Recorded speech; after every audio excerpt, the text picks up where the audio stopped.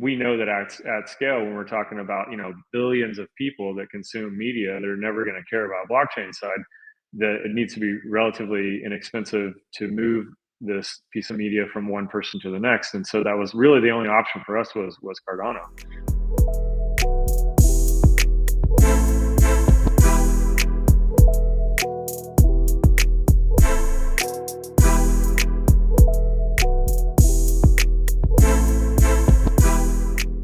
How do you empower these people, right? How do you get them to understand that, yeah, okay, you 2 million people that I have access to now, right? I can actually directly provide this content for you. I have the content creators right here. They're working with us directly, right?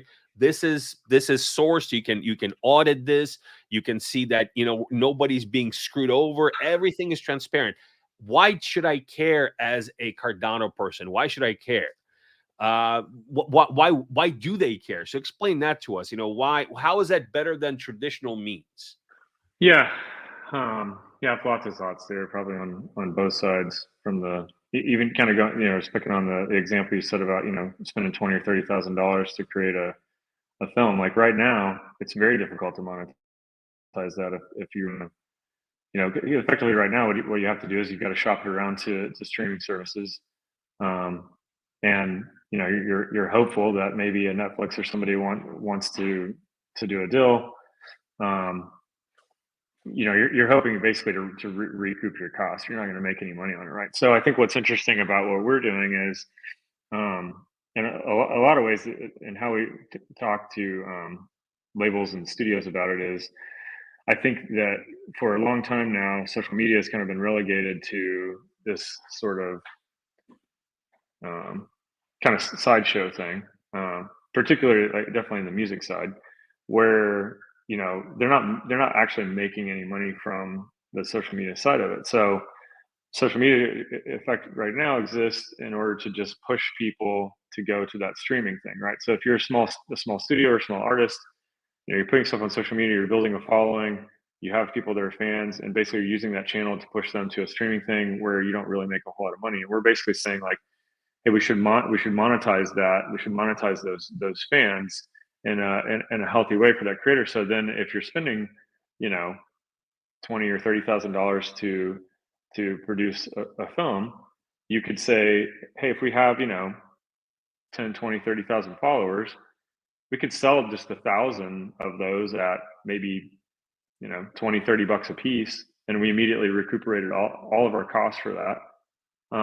I think in particular where we are with Cardano, right? Like we started on Cardano because we are, big fans of Haskell and Rust. And specifically at the time when we started, it was before Ethereum had switched to proof of stake.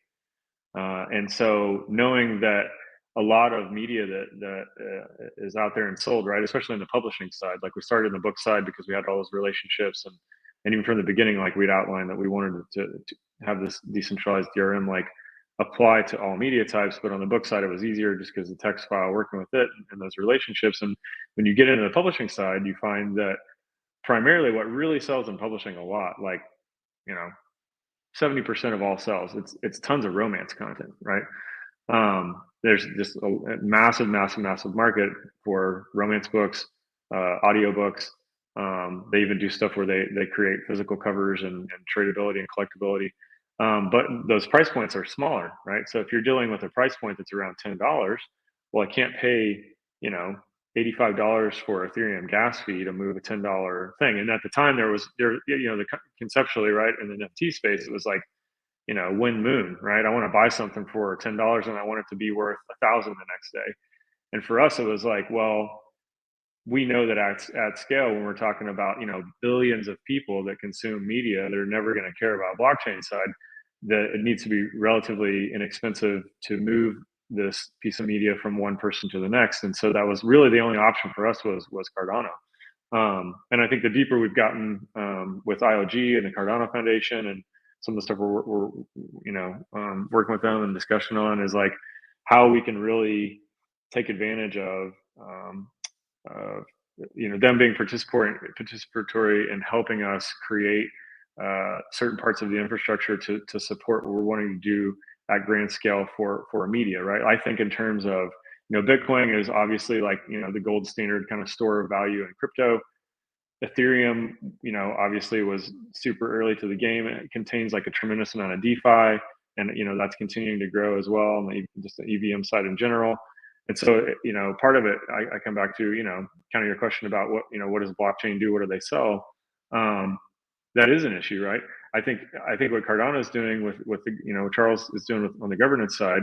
I think of it kind of these three sort of overlapping circles, right? Of like, we need a really great currency, which we have that in ADA, and economics, and we need really really great governing structure. And I think this is just general society, right? Like, we need a strong government currency. We need a good government to regulate that currency and that activity. But you really need like the economy of like, what are the goods and services and products that are selling, that are creating the churn, so that there's a purpose for the currency, and then the governance has something to regulate against. And then, so I think all those three in balance, I think that Cardano is moving down a path that makes a lot of sense for us, where we want to see Cardano as, portrayed as the media chain, right, for all media assets, regardless of what they are, and really be the creator friendly, the creator economy based chain for that. And like, ETH can have the DeFi side,